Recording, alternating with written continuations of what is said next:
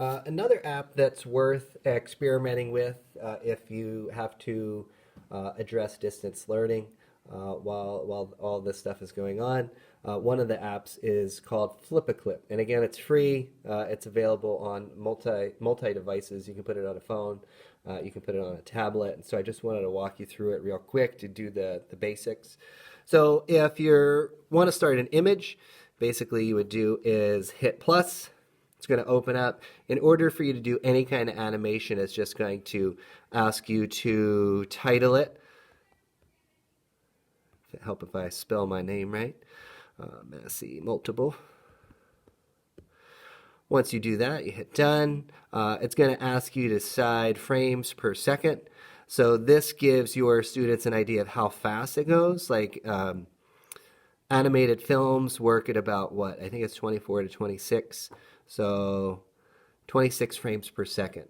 So that's really not manageable in a classroom setting. Maybe if they have more time at home, they could experiment with it. I encourage my students to try and do like 4 frames per second. This gives them an idea of what it could look like, right? So with this, you can choose a background. You could choose it white. You can change the color. You could go in. They have these preset scenes that you could use. Or you can actually go into your camera roll and load a photograph too if you wanted to work on something like that. So you could go in and experiment with anything that you have here. So let's say I wanted to choose this pixelated background. So it's going to put that in there. I'm going to go ahead and hit check. All right, so I've got it, and then I want to create my project. Now the animation is pretty simple. You've got your drawing tools. You can select the types of tools that you're going to use. You can change the colors. There's an erase tool. There's a fill tool. But basically, you draw something depending on what kind of detail you want to add to it.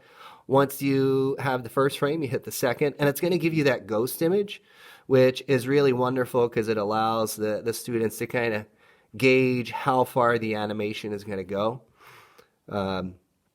So if they're going to create an animation that is like 5 seconds long at 4 frames per second, they're going to need at least like 20 frames in their image. So whenever they're done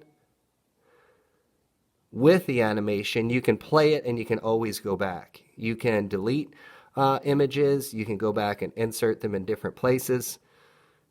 But it's a lot of fun for them to experiment with. You can talk about narratives. Obviously, this is very simple. But you could talk about sequencing animations. You can talk about the slow movements or the very small movements that are necessary for an animation to look seamless. So there's a lot of wonderful stuff you can do with it, right? And that they can do with it independently as well. So if I wanted to play that animation, that gives you a sense of what it could look like. And then it just repeats it as a loop over and over again. So if I wanted to go back and add color to one of those, I could go in and where's the colors? Oh, so I could change the colors. All right, I've got that.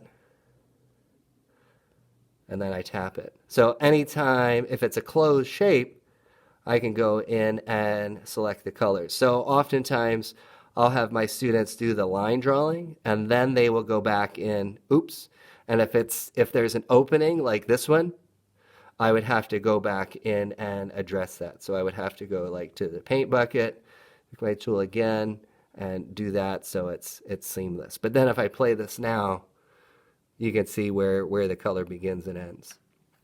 So again, this is a free app. I think it does have ads when you try and save it.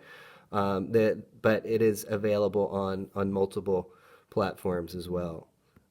So that's something to try out. And again, the app is called FlipaClip. Here's a couple a little bit more refined stop motions with FlipaClip, using a collage as a background, or all drawings that you may have, or even sketchbook pages that you can bring to life. This next one is a charcoal drawing, and I used one of my t-shirt designs and created the animation with that. So my third graders have been creating characters on paper and then using Autodesk Sketchbook to refine them, add color to them, and then they're using FlipaClip and combining them together to animate them. And they're coming up with fun little animations like this wild banana. So the app is FlipaClip. Enjoy it.